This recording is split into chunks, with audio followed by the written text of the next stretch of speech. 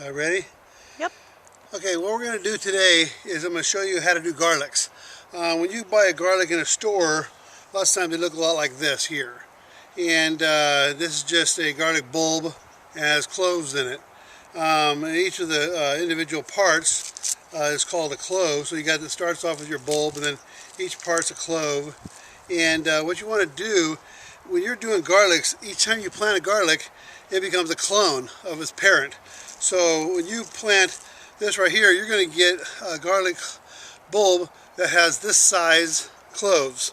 Now if you were to plant smaller ones, like when you get down to the in between here, sometimes there's smaller cloves, and these smaller cloves will only produce that big.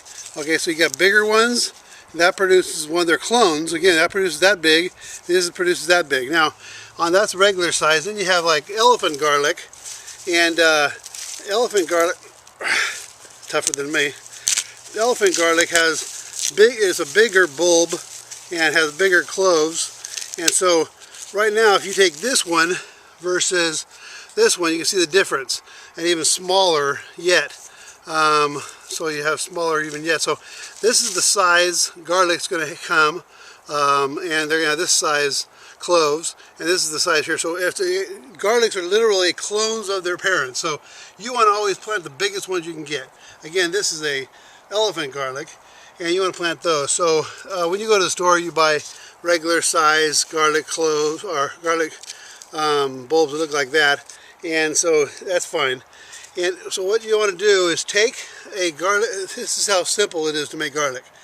Right now is a perfect time of the year because God does all the watering with the rain, and so all you have to do is literally walk out there. You never got to deal with garlic. Garlic's one of the coolest things ever because you're able to get a lot of production for almost no work, and you never got to water it.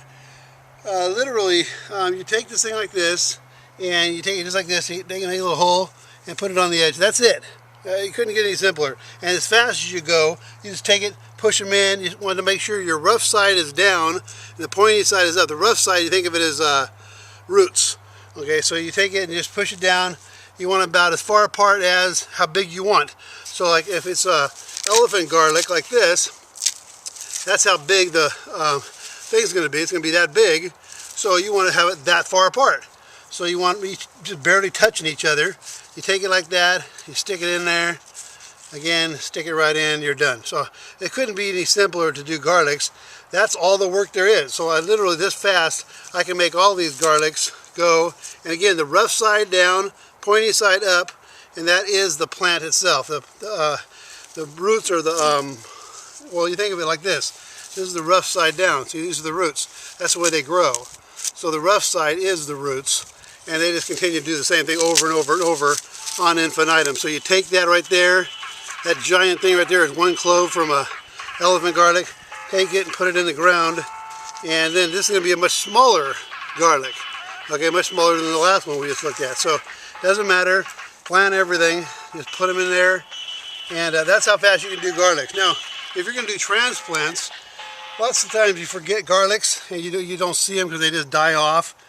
This part here falls off, and then you can't see it. It's just sitting here like this, and then over the course of time it goes away. You can't even tell nothing's there.